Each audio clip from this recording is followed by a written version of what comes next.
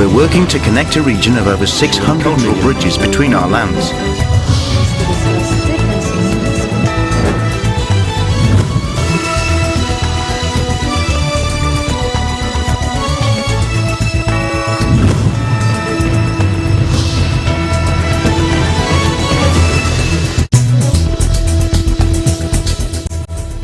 Hello and welcome to ASEAN in Focus. I'm Maricar Velasco, delivering to you the latest news in and around the ASEAN region. On today's headlines, Iceland may have been fed with wrong information which convinced its government to sponsor a resolution before the United Nations Human Rights Council and seek a probe into the Philippines' human rights situation in relation to the government's campaign against illegal drugs. A strong earthquake strikes off the Indonesian holiday island of Bali, causing damage to several buildings, including temples. And the sequel to EBC Films' Guerrero has revealed its new trailer. MJ Racacho to tell us more about Guerrero 2, Tuloy ang Laban.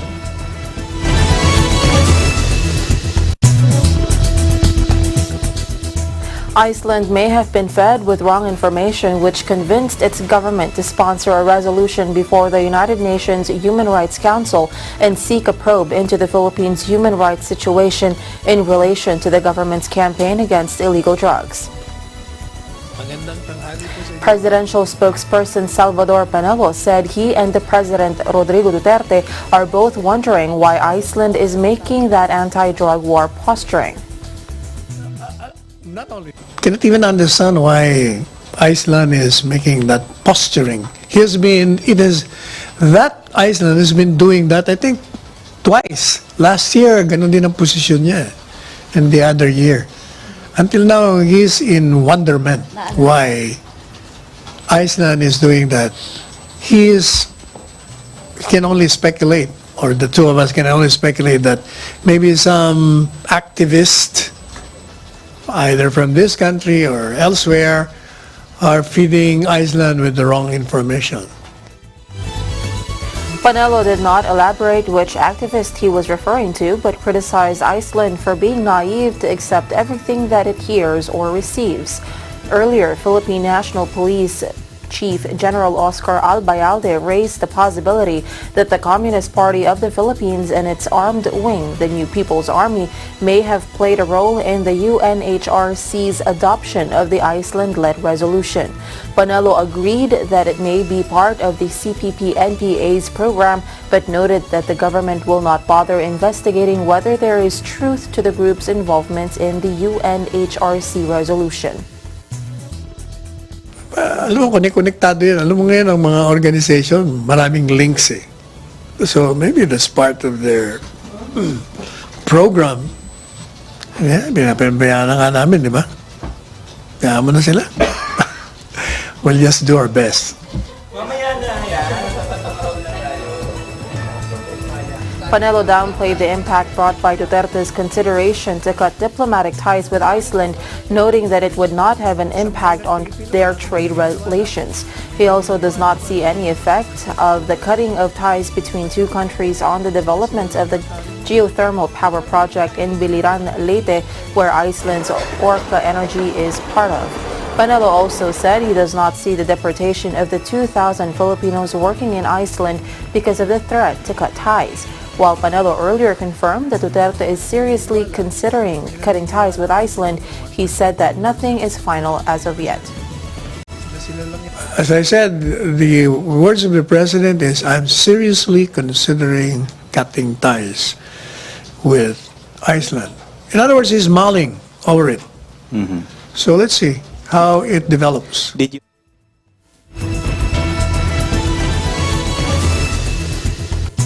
The Philippines is only a dangerous place for criminals and the corrupt, Malacanang said on Monday. I agree, no? Panganib ang bansa sa mga kriminal, sa mga corrupt. Presidential spokesperson and Chief Presidential Legal Counsel Salvador Panelo made this comment after a U.S.-based group ranked the Philippines as the fourth most dangerous country for civilians due to the Duterte administration's war on drugs.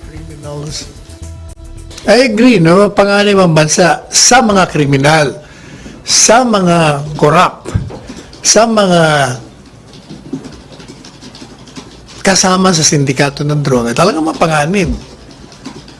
Kasi hindi naman ito ang ating mga law enforcement against criminals and drug lords, pushers, who are destroying the fabric of our society. In an analysis dated July 3, the Armed Conflict Location Event Data Project claimed that President Rodrigo Duterte's war on drugs has driven this violence, with alleged drug suspects accounting for almost 75% of this year's civilian deaths. On its website, ASEAN is known as the highest quality, most widely used real-time data and analysis source on political violence and protest in the developing world. Panelo, meanwhile, criticized how the United Nations Human Rights Council would cite the 27,000 deaths filed by the police as homicides under investigation when reporting on the administration's drug war. Data from the Philippine National Police showed that there are only over 5,375 drug personalities who died in anti-drug operations. Alam mo yung sinasabi kasi nila, yung mga civilians, alam mo na, ang nakakatawa, ang figure ng PNP, 5,000 plus. Official record yun. Sabi nila, 27,000. Sinama nila lahat doon, lahat ng homicide cases Panelo explained that homicide cases included deaths from accidents, reckless imprudence resulting to homicide, business rivalry, crimes of passion, or politics, among others. Moreover, he pointed out that these groups also failed to see there are also thousands of police personnel killed and injured in the drug war. Panelo, however, said it is still discretionary on the part of the government to respond or not to formal inquiries concerning state affairs. He also maintained that data provided by the PNP tagged as #RealNumbersPH should be believed and not exaggerated international figures.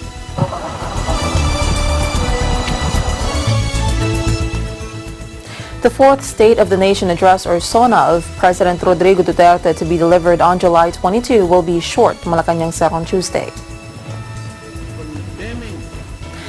Panelo explained that the fourth SONA will be short, similar to last year's, because there have been 3 pre-SONAs previously held which already discussed the administration's achievements. Maybe because there are pre-sonas. Correct. Last year. So there are 3 pre-sonas already. Yes. Ordinarily, the president will be discussing achievements of his administration on a particular year. And since the pre-sonas are already doing that, so I do not think the president will have to repeat that. Usually, pag short, 2 oras yun. Pre-SONA forums have been held in Manila July 1 and Cebu City July 10. The third and last pre-SONA forum will be held in Davao City on July 17. During his third SONA last year, Duterte kept his promise to deliver a short address which lasted for about 48 minutes and was free from the usual expletives present in his first 2 SONAs. Duterte's first SONA lasted for 90 minutes, while his second SONA lasted for 120 minutes. However, his third SONA was delayed for over an hour due to a change in the leadership of the House of Representatives, where former President and now Pampanga Representative Glorio Macapagal Arroyo replaced Davao del Norte Representative Pantaleon Alvarez. Presidential son in Davao City, Representative Paulo Duterte, earlier warned that there may be another coup for the House speakership despite the recent agreement among the 3 top contenders for the post. However, the president dismissed his son's remark. Duterte earlier announced that he will endorse Taguig Representative Alan Peter Cayetano and Marinduque Representative Lord Alan Velasco for House Speaker under a term-sharing arrangement, while Leyte 1st District Representative Martin Romualdez agreed to be House Majority Leader.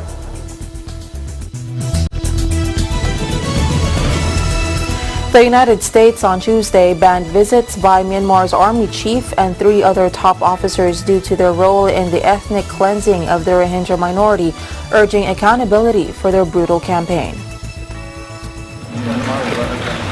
The State Department said it took action against Army Chief Min Aung Hlaing and the others after finding credible evidence they were involved in the violence 2 years ago that led about 740,000 Rohingya to flee across the border to Bangladesh. Secretary of State Mike Pompeo said with this announcement, the United States is the first government to publicly take action with respect to the most senior leadership of the Burmese military. He said they remain concerned that the Burmese government has taken no actions to hold accountable those responsible for human rights violations and abuses, and there are continued reports of the Burmese military committing human rights violations and abuses throughout the country. The sanctions are the most visible sign of U.S. disappointment with Myanmar, formerly known as Burma, since it launched political reforms in 2011 with the military junta reconciling with Washington and eventually allowing an elected political leadership.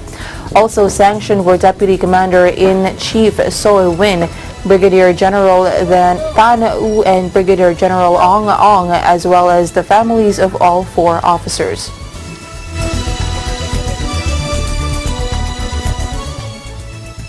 Thai junta chief turned Premier Prayut Chan-o-cha leads the new cabinet members swearing in before King Maha Vajiralongkorn. Watch this. ขอถวายสัตย์ปฏิญาณว่า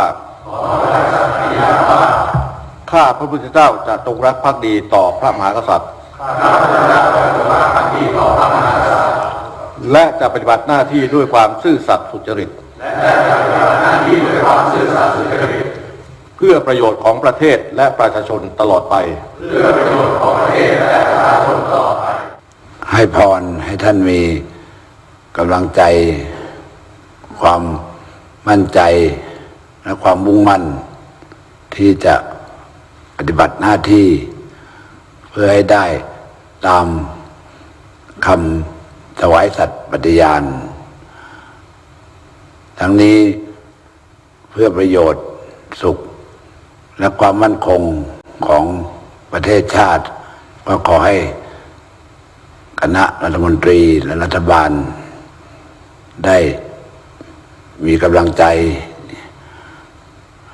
มีพลังที่จะปฏิบัติหน้าที่ด้วยดีด้วยความถูกต้องต่อไป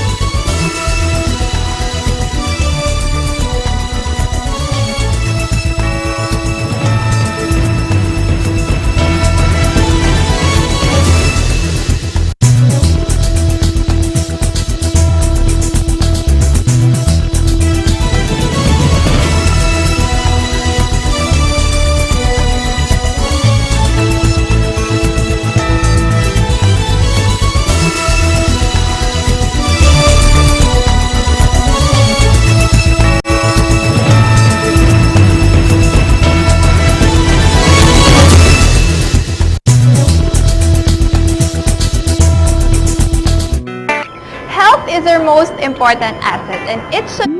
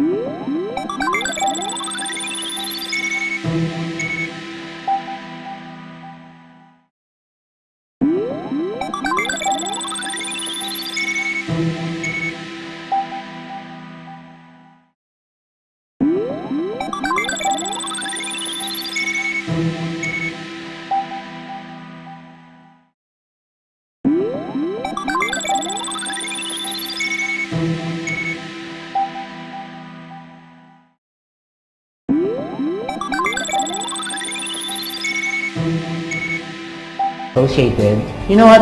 All my illness was cured. For any health problems or incurable diseases, you can visit Manila Beijing Medical Associated Incorporated, located at 843B Sabino Padilla Street, Binondo, Manila. Pep News, Linggo, alas 4 hanggang alas 5 ng hapon.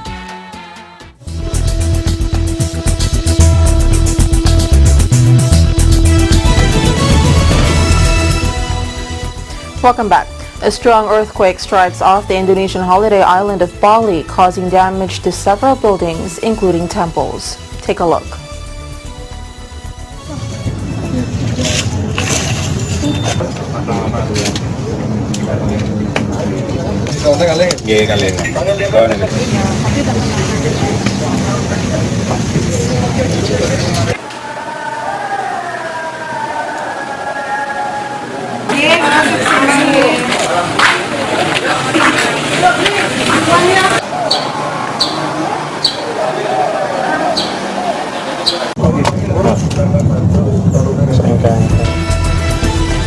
ASEAN convened a special meeting of the Committee of the Whole for the ASEAN Economic Community on the Fourth Industrial Revolution in Bangkok on the 13th of July as it embarked on collaborative efforts to maximize opportunities from the 4IR. The special meeting was organized to further discuss concrete next steps that would guide ASEAN's work on the 4IR. Driven by increasing digitalization and innovation, ASEAN is on the brink of technological revolution, Deputy Secretary General of ASEAN for Economic Community Dr. Aladin Rilio stated in his welcome remark. Attended by chairs or representatives of relevant sectoral bodies across the three ASEAN community pillars, the special COW meeting also discussed, among others, the potential for ASEAN to come up with a consolidated strategy and enhanced coordination mechanism to strengthen ASEAN's work on the Fourth Industrial Revolution.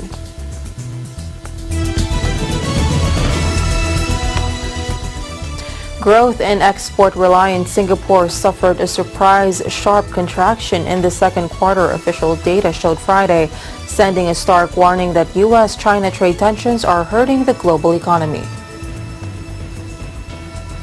The city-state's gross domestic product shrank an annualized 3.4%, sharply down from 3.8% growth in the first 3 months of the year and well off forecast of a slight expansion. On a year-on-year basis, it expanded just 0.1%, the Trade Ministry said, marking the slowest rate since the global financial crisis in 2009 and also well short of estimates. With its heavy dependence on foreign trade, Singapore is often seen as an indicator of the global economy's health. The dismal figures were the latest sign trade tensions between Washington and Beijing are having a major impact on export-reliant economies across the world.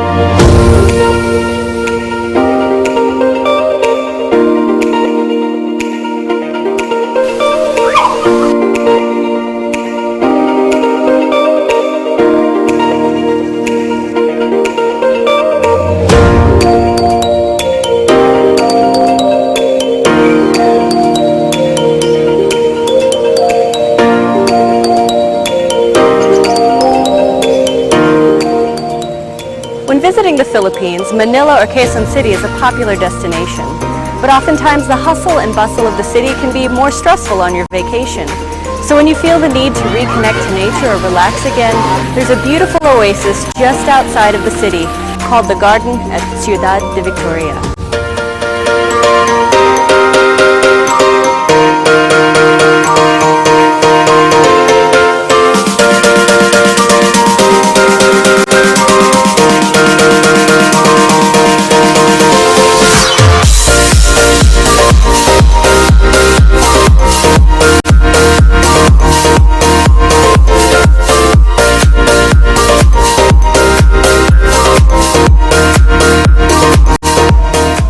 Some of the species that you can see here include hydrangea, snapdragon, and stargazers. They're truly beautiful.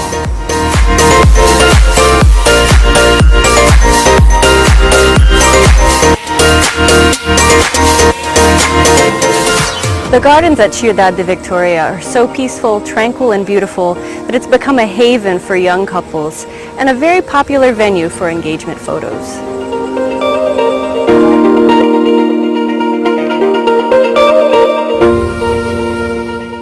The next time you want an escape from the big city, the garden at Ciudad de Victoria is a wonderful place to visit.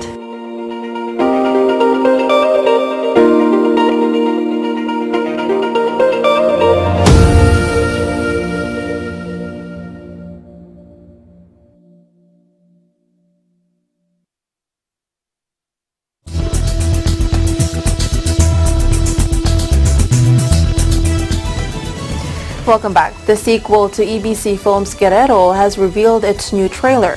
Here's MJ Racajo to tell us more about Guerrero 2 Tuloy ang Laban. Hi, I'm Jericari here. We are going to witness the teaser official trailer of Guerrero 2 and the official soundtrack over here at Movie Star Cafe.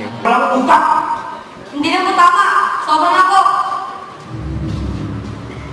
ABC Films launches to select media outlets the full trailer of its next project, Guerrero 2, Tuloy ang Laban, at Movie Star Cafe Centris on July 12, 2019.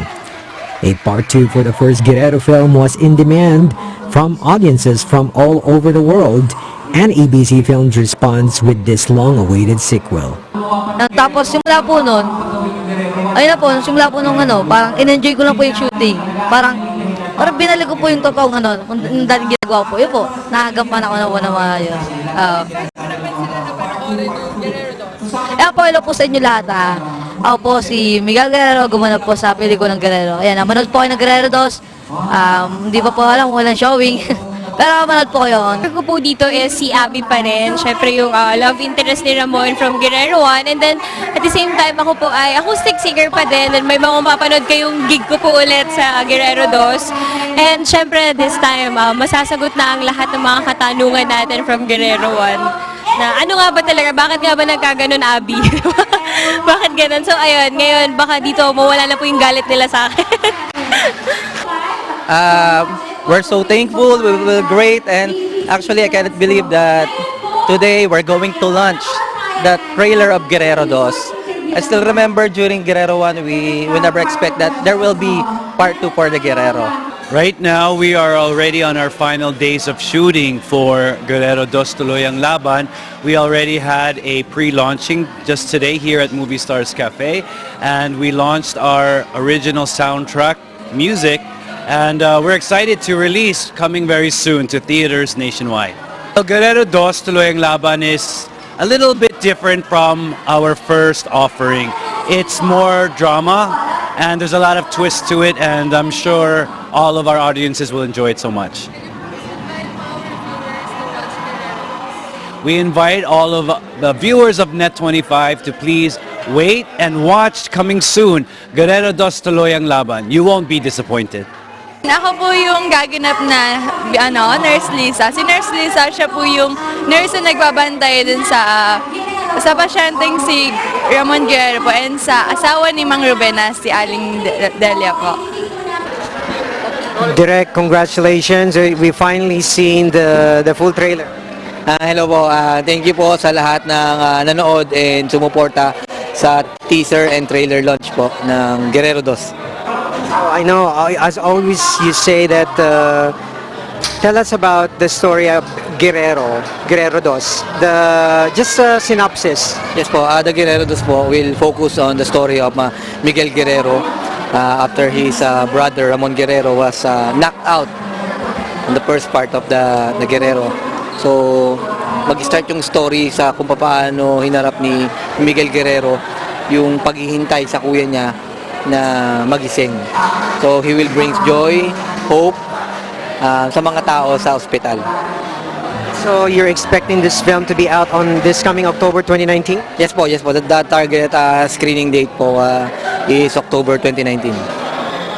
po. So hopefully po, ayun, sana suportahan natin at panoorin ang pelikulang Guerrero 2. Guerrero 2 Tuloy ang Laban is scheduled to hit cinemas nationwide on October 2019 in its mission to produce inspirational, values-based films.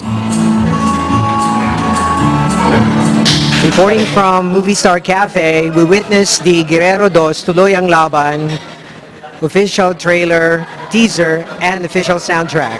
This is Amir Cardio, and I'm always one with 25. And that is the latest news in the Southeast Asian nations. Stay updated about the ASEAN region. I'm Maricar Velasco, and I'm one with 25.